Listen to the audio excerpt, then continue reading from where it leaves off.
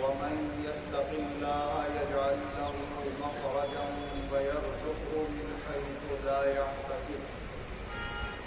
ومن يتوكل على الله فهو حسبه إن الله بالغ أمره قد جعل الله لكل شيء قدرا۔ اللہ تبارک و تعالی اپنے کلام عظیم میں ارشاد فرما رہا ہے کہ جو اللہ سے ڈرتا ہے، تقوی اور پرہیزگاری اختیار کرتا ہے، تو اللہ تعالیٰ اس کے لیے کوئی نہ کوئی راستہ نکال دیتا ہے اور اسے ایسی جگہ سے رزق عطا فرماتا ہے جہاں سے اسے گمان بھی نہیں ہوتا، اور جو اللہ پر بھروسہ رکھتا ہے تو اللہ اس کے لیے کافی ہوتا ہے۔ بے شک اللہ اپنے ہر کام کو انجام تک پہنچانے والا، یقیناً اس نے ہر چیز کی ایک مقدار مقرر فرما دی۔ اللہ تبارک و تعالیٰ کے اوپر کامل بھروسہ رکھنے سے اللہ کی مدد آتی ہے اور اللہ تعالیٰ اپنے بندے کے کاموں کو آسان فرما دیتا ہے۔ حضور نبی اکرم صلی اللہ علیہ وسلم نے اپنی زندگی کے ہر موقع پر، ہر راستے پر اللہ پر کامل بھروسہ رکھا اور اللہ تعالیٰ نے ہر طرح کے نقصان، تکلیف اور پریشانی سے بچا کر ہمیشہ آپ کو منزل مقصود تک پہنچایا۔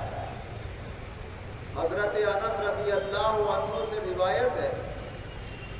کہ حضور نبی اکرم صلی اللہ علیہ وسلم جب مکہ مکرمہ سے ہجرت کر کے مدینہ منورہ کی طرف تشریف لے جا رہے تھے تو حضرت ابو بکر صدیق رضی اللہ عنہ آپ کے ساتھ تھے۔ حضرت ابو بکر رضی اللہ عنہ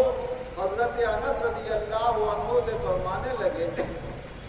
کہ میں اس سفر کا ایک واقعہ تمہیں بتاؤں؟ کہا ہاں بتائیے۔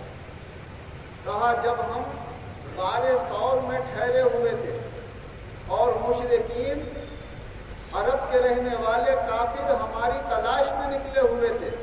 تو وہ ڈھونڈتے ڈھونڈتے غار کے منہ تک آ گئے تھے، یہاں تک کہ غار کے اندر سے مجھے بعض مشرکین کے قدم نظر آئے۔ میں کچھ گھبرایا اور میں نے عرض کیا یا رسول اللہ، اگر ان میں سے کسی نے بھی اپنے قدم کی طرف دیکھ لیا تو وہ ہمیں دیکھ لے۔ تو حضور صلی اللہ علیہ وسلم نے ارشاد فرمایا، اے ابو بکر، اس میں پریشان ہونے کی کیا بات؟ تمہارا ان دو کے بارے میں کیا خیال ہے جن میں تیسرا اللہ ہے؟ فرمایا اللہ ہمارے ساتھ ہے، یہاں پر جس کے ساتھ اللہ ہو اس کا کوئی کیا بگاڑ سکتا؟ یہ ہے بھروسہ، نہ جان کی پرواہ ہے نہ مال کی پرواہ ہے۔ جب یہ یقین ہے کہ اللہ نے ہماری تقدیر میں جو ہونا ہے وہ لکھ دیا ہے، اور اگر اس نے زندگی لکھی ہے تو کوئی مار نہیں سکتا،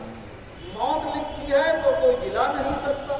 نفع لکھا ہے تو کوئی نقصان نہیں پہنچا سکتا، نقصان لکھا ہے تو کوئی نفع نہیں پہنچا سکتا، اور جو اللہ نے لکھا ہے اس سے اچھا کوئی نہیں لکھ سکتا۔ وہ علم والا ہے، وہ قدرت والا ہے، وہ خبر رکھنے والا ہے، وہ اپنی مخلوق پر رحم کرنے والا ہے، اس سے اچھا کوئی کسی کے لیے نہیں مقرر کر سکتا۔ حضرت براء بن عازب رضی اللہ عنہ سے روایت ہے کہ ان کے والد نے بھی ایک مرتبہ حضرت ابو بکر صدیق رضی اللہ عنہ سے اس سفر کے بارے میں معلوم کیا کہ جب راتوں رات آپ حضور صلی اللہ علیہ وسلم کے ساتھ مکے سے نکلے تھے تو کیا معاملے پیش آئے؟ تو کبھی کسی کو کوئی واقعہ بتا دیا، واقعات تو بہت پیش آئے تھے، کسی کو کوئی واقعہ بتا دیا جو انہیں اہم نظر آیا۔ فرمایا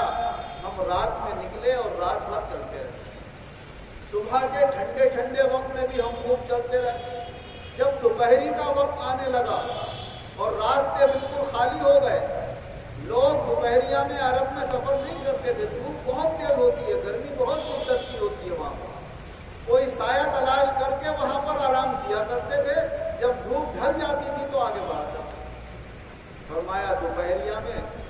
ہمیں ایک لمبا سا پتھر پہاڑ میں سے نکلا ہوا نظر آیا، جیسے چھجا ہوتا، اس کے نیچے سایہ تھا۔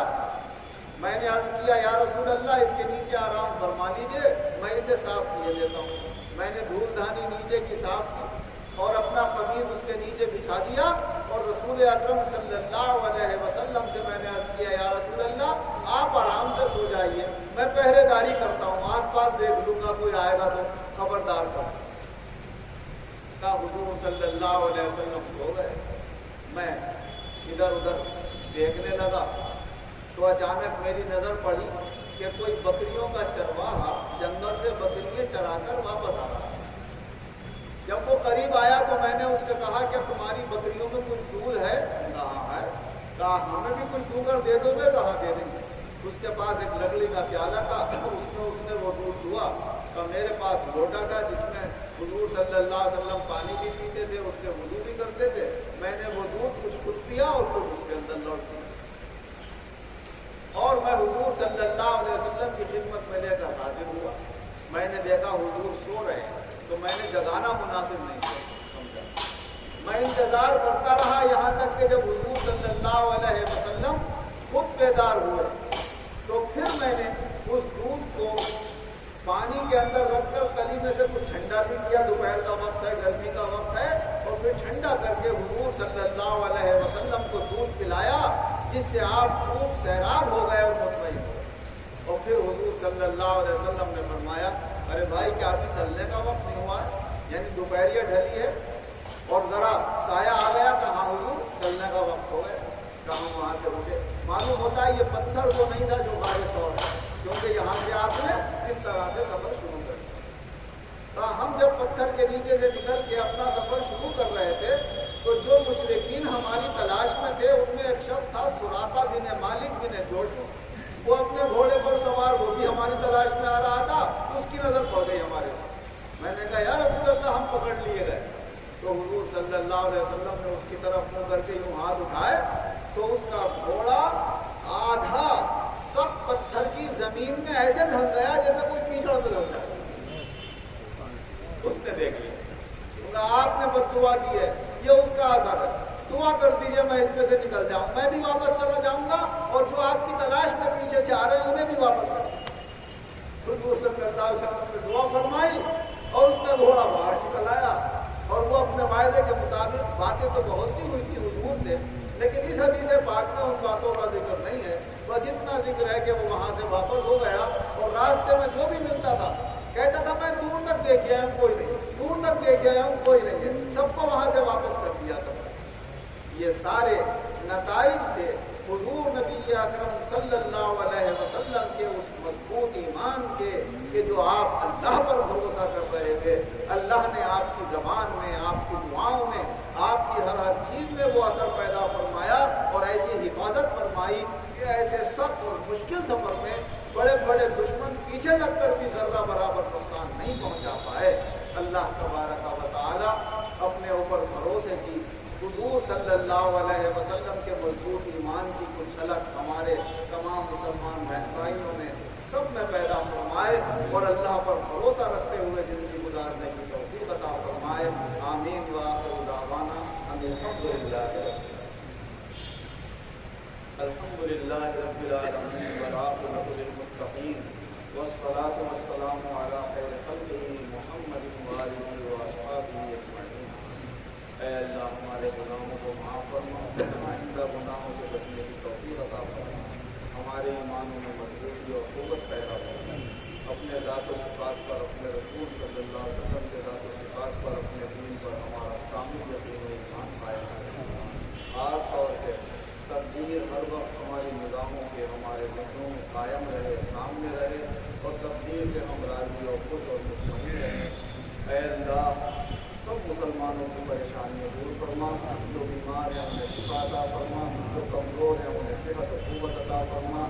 جو قرضدار ہیں انہیں قرضوں سے نجات عطا فرما، جو بے روزگار ہیں انہیں اچھے روزگار عطا فرما،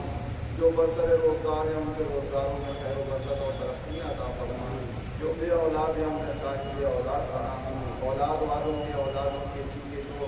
جائے ضرورتیں ہوں کاروباروں کی شادیوں کی سب ضرورتیں پوری فرما